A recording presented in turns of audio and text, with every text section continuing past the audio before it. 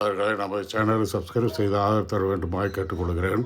இப்பொழுது பரந்தூர் விமான நிலையத்தின் காரணமாக தமிழ்நாடு தொழில் துறை முதலீட்டில் 5ஆம் இடத்துக்கு போய்விட்டது. அதாவது கர்நாடகா, ஆந்திரா, கேரளா, மேற்கு வங்கம், அதற்கு அடுத்ததாக தமிழ்நாடு. இந்த செய்தி பிஸ்னஸ் ஸ்டாண்டர்ட் என்ற பத்திரிகையில் ஸ்ரீமான் பரத்வாஜ் என்பவர் வெளியிட்ட தகவல். அதாவது ஜூலை 31, 2026 அன்று வெளியிட்டிருக்கிறார். அதன்படி அந்த செய்திகள் எல்லாம் பொய், அதாவது பொய் செய்தி என்று சொன்னது பொய் என்று தெரிய வந்திருக்கிறது. இப்பொழுது மேலும் அதாவது நாம் எடப்பாடி அவர்கள் இந்த நிலங்களை என்ன செய்ய போகிறீர்கள்,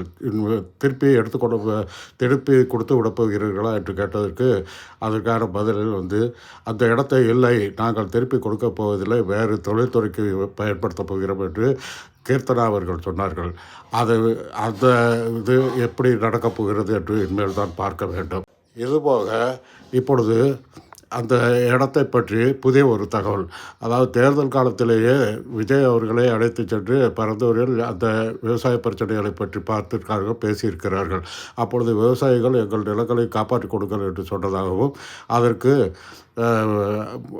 அதையெல்லாம் உள்வாங்கிய விஜய் அவர்கள் விமான நிலையமா விளை நிலமா என்று கேள்வி வந்தால், நான் உழவர்கள் பக்கம் விமான நிலையத்தை ஒதுக்கிவிட்டு விளை நிலையத்திற்கு தான் போராடுவேன் என்று சொல்லியிருக்கிறார்.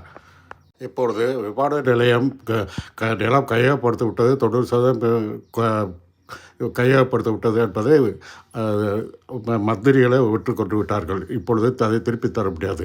அதற்காக கையெழுத்தப்பட்ட நிலம் ஏர்போர்ட்டுக்கு தான் வந்தாக வேண்டும். இப்பொழுது கீர்த்தனா அவர்கள் இருப்பதிலையும், அதாவது அதை வேறு இன்ஜினியரிங்க்கு பயன்படுத்துவோம். அப்படியானால் விவசாயிகளுக்கு இப்பொழுதும் அவர்களை காலி பண்ணத்தானே சொல்ல வேண்டும். அவர்களுக்கு எப்படி நன்மை ஆகும் என்று ஒரு பிரச்சனை வருகிறது. இப்பொழுது விவசாயிகளுக்கு நிலத்தை தரவும் முடியாது, அதே நேரத்தில் அதை வேறு தொழில் தொடங்குவதில் அர்த்தமில்லை. விவசாயிகளுக்கு நிலம் கொடுக்கவில்லை, விமான நிலையம் ஏற்படுத்துவதுதான் சரி. ஏனால் மீண்டும் ஒரு இடத்தை தேர்வு செய்யவும் அதை முடிவுக்கு வரவும் 10 ஆண்டுகள் ஆகும் என்று தங்கம் தென்னரசு சொன்ன தகவல்களை பார்க்கும் பொழுது தெரிகிறது. இதை கௌரவ பிரச்சனை என்று இல்லாமல் தயவு செய்து அது விமான நிலையமாகவே எடுத்துக்கொள்கள். வேறொரு இடத்தை தேடினாலும் அதை முடிவு செய்ய முடியாது. மத்திய அரசு உங்களுக்கு அதற்கான அனுமதியை வழங்காது என்ற ஒரு நிலைதான் உள்ளது என்று சொல்லிக்கொண்டு இந்த காணொலியை நிறைவு செய்கிறேன். நன்றி, வணக்கம்.